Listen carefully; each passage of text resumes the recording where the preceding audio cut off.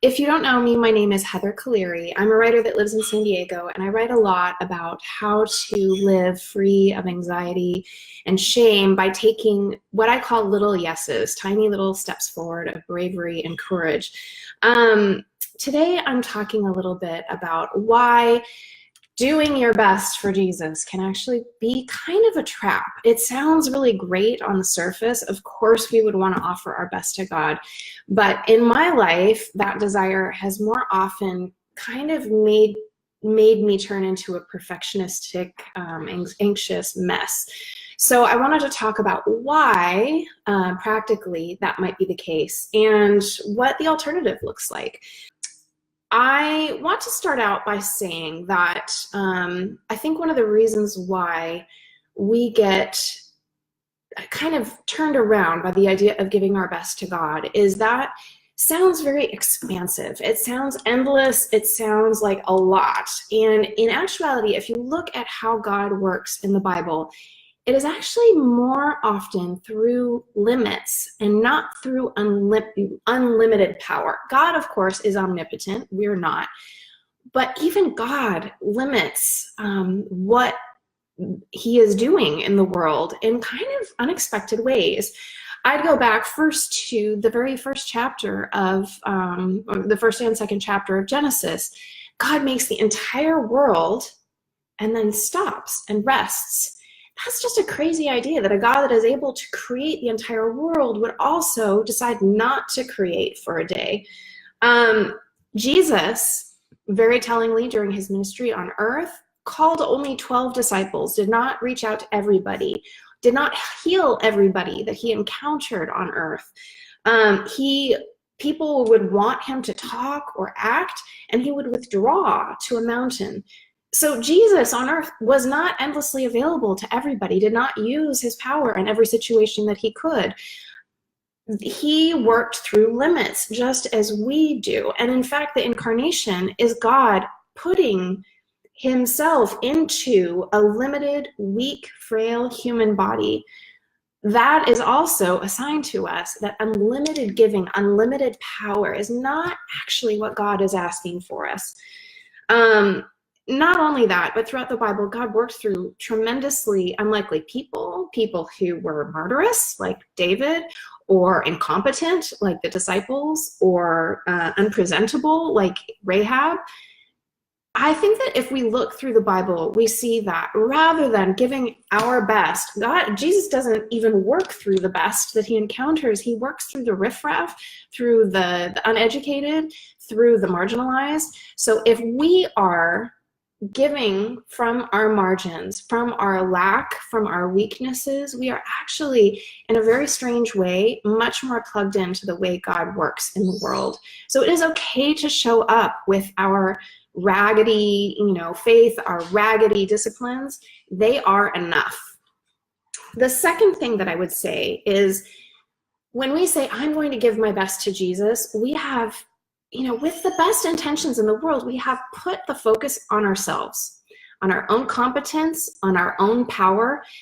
I think that our intentions are generally good when we're trying to do that, but Jesus called the greatest to become the least. He called all of us to have the attitudes of children who know that they are not the best or the most powerful in the world.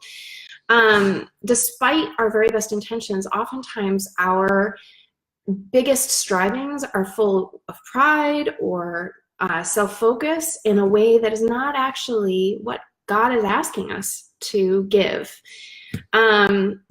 Also, so often in the Bible, God calls on people to wait.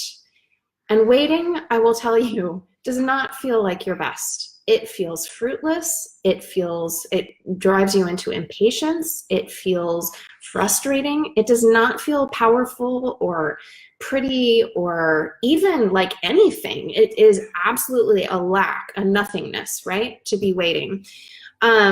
I recently, within the last couple of years, I've realized that I feel very called to serve the marginalized in my community, to not even just to serve, to be in community with people who are marginalized in my community. And I see people doing amazing stuff to fight injustice and oppression where I live, and I haven't quite known how to get plugged into that. I want to be involved in communities, to be in fellowship with people.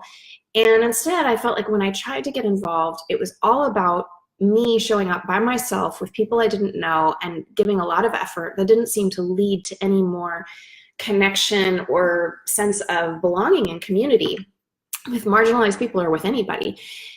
And I really felt God calling me to step back and wait to serve until I could find people in community to do that work with. So I stopped and I started saying no to things.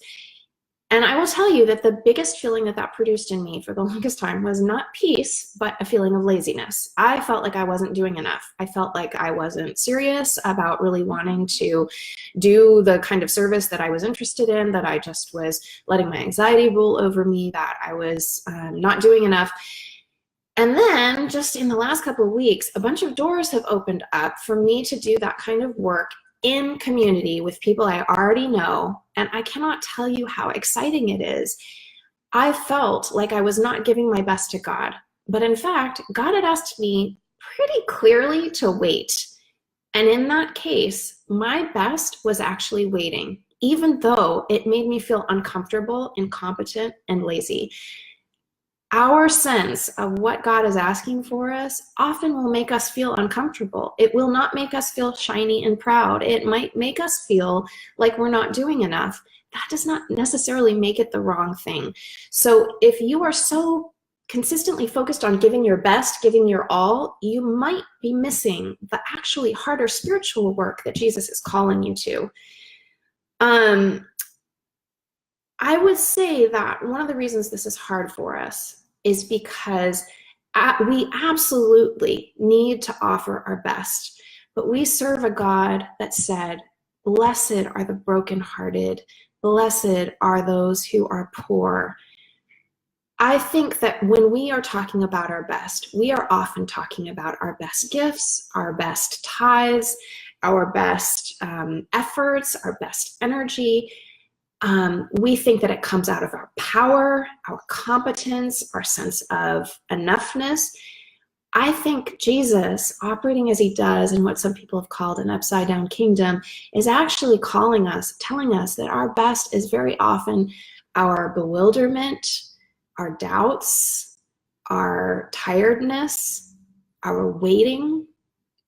I think God can use those things in a very powerful way to empower us with his power instead of our own, and allow us to really become connected to him in a sense of dependence and trust, rather than drawing continually on our own resources and our own ways of being and our own understanding. Again, those desires come from really good places. When I want to serve and be in fellowship with the marginalized, it's not because I don't care. It's not because I am lazy. But that is the way it feels often when we are waiting for God to power us or point us in the right direction. Sometimes the waiting is the right way to serve, is the absolute best thing that we can do, but our culture doesn't teach us that. So we have to separate our feelings and our desires of what it should look like with the reality that Jesus is calling us to when we are talking about our best. And not get confused and go off course and shame ourselves about very good ways of serving God that do not make us feel comfortable. Again, if you are feeling that your life is an endless pursuit of offering your best to Jesus and that it's driving you crazy, you can go again to my website, heatherkaliri.com/schedule, and look up those resources about how to pare down in 4 practical ways, and also how to look at your schedule and give yourself permission to cut things out that are not working, to draw you closer to God or to bring you peace in your everyday life. I hope you guys have a great day.